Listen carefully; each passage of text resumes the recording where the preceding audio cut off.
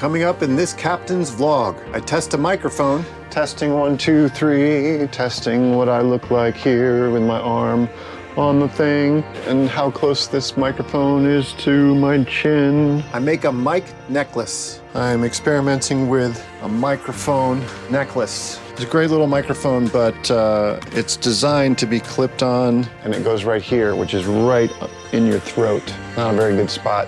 And I call it a day. Let's just call it a day, man. Let's just call it a day. Like that. This is the story of how a man with no boat ownership experience embarked on his sailboat life dream with very little money, a talent for telling stories, and a deep desire to know the sea. I'd like to thank my patrons for helping make all this possible. Please like and subscribe, leave a comment, or help out financially by clicking my Patreon link in the description below. Thanks for watching, and on with the show.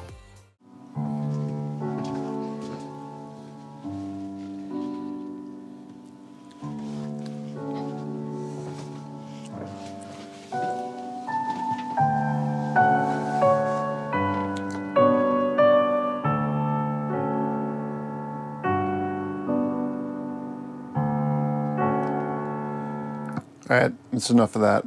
Hello and welcome back to my sailing vlog, captain's vlog channel. It's been a week since I posted, and unfortunately I have done very little sailing since the last time I went out. The weather has been awful, and yeah, I've been kind of just stuck indoors. I did manage to get this beautiful shot of Bodega Bay, the moon rising over Bodega Bay as the sun was setting.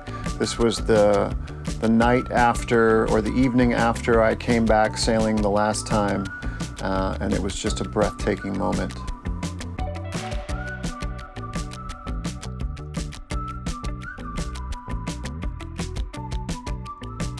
I also managed to film some Bufflehead ducks off the back of the boat, in case you were wondering about the Bufflehead duck.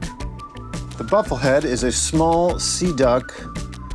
Let's see here, what else does it say? The genus name is derived from ancient Greek boukphalos, or bull-headed, a reference to the oddly bulbous head shape of the species. The English name is a combination of buffalo and head, again referring to the head shape. This is most noticeable when the male puffs out the feathers on the head, thus greatly increasing the apparent size of the head. How interesting. I think the ones that we're looking at here are female. Adult males are striking black and white with iridescent green and purple heads, which I don't see here, and a large white patch behind the eye. Females are gray toned with a smaller white patch behind the eye and a light underside. I feel like these are female Bufflehead ducks. Bufflehead duck are migratory, and most of them winter in protected coastal waters, or Bodega Bay, or open inland waters on the east and west coasts of North America and the southern United States. They can also be observed wintering on the Great Lakes. I think that's enough on the Bufflehead. I've been picking up some paid work with an app called Taskrabbit, which I'm very happy with, actually. So far, I have done some light yard work. I've hung up some Christmas decorations. This coming Monday, I'm going to put some IKEA furniture together for somebody out here in West County. So Taskrabbit is basically like, it's like Uber, but for like handyman services. So I'm really optimistic, and I'm hoping that this is a good way for me to make some extra money, because I have lots of projects that I want to do next year, and they all require cash. So Taskrabbit, if you're interested in how I'm making ends meet, then check out Taskrabbit. It's like I said, it's like Uber, but for handyman services. But since the weather's been so bad, there's been a lot of time just hanging out down here in the boat, trying to stay warm next to the heater. Anyway, so I've been on the internet a lot and doing online chores. And I also figured out how to use my smartphone, my Samsung bargain basement smartphone, to grab screen grabs or video screen of the actual screen itself while I'm narrating what's going on. So check it out. A little bit about where I am, which is Bodega Bay. It's right there. You can see me, the little blue dot. If I zoom in, you can actually see my boat. So these satellite images are, I don't know, they must be relatively recent. Anyway, there's Bodega Bay, there's the harbor marina that I'm in, Spud Point Marina. And then you can clearly see where they've dredged out the channel that goes out and around the dog leg into Bodega Bay, which is right here. Bodega Bay. So last time I was anchored in like this area somewhere. I have plans on returning to that area and trying some new anchoring techniques. I don't know, some of you might be asking, why are you so concentrated on anchoring right now? And I will now explain why I'm so focused on anchoring technique at this point. It's really cool. On Google Maps you can see actually in the contours underneath the water, and you can see where those little shallow spots are, which is really cool. There's a buoy somewhere out here, I believe, which is the buoy that I went to a couple weeks back, or sailed out to a couple weeks back, so not very far. So yeah, why am I so focused on anchoring? Well, one of the first times that I actually went out sailing with the guy I bought the boat from, one of my first questions to him was, because you'll notice here, if you're looking at Bodega Bay, the wind's usually coming in from the northwest up here and blowing south down into the bay or whatever. So there's some very rocky bits right here, no beach, no place to land softly. And my first question to him was, what happens if you are in a situation where your motor is out, your sails aren't working for some reason, and you're just drifting onto a lee shore, that is a lee shore, right? A very dangerous lee shore. And he said to me, you drop your anchor, which I hadn't even thought of that as being an option in this particular situation. So I'm really glad I asked the question. But yeah, the idea is that you check your depth gauge if you're just drifting aimlessly back towards a lee shore, and then as soon as you can throw your chain down and actually get some purchase on the ground, you throw your anchor over and you try to stop yourself from drifting onto a lee shore.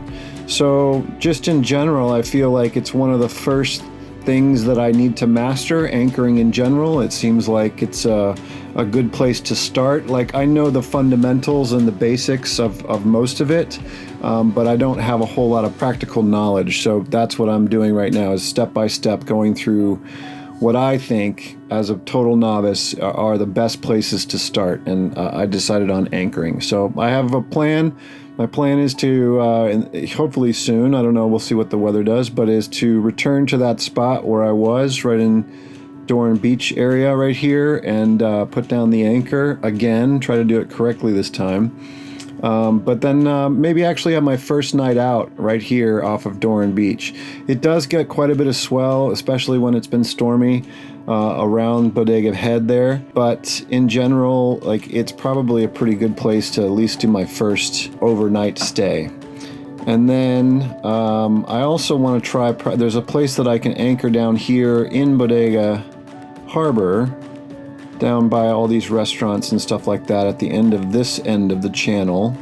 There's a spot down here that you can anchor up and stay as long as you want. So I thought maybe that would be a good practice session too. Slightly different situations, so kind of a narrow channel. Yeah, I'd like to practice there.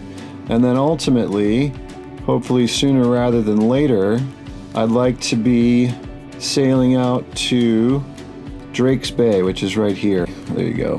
There's Bodega Bay at the top of the screen, and Drake's Bay down here towards the bottom.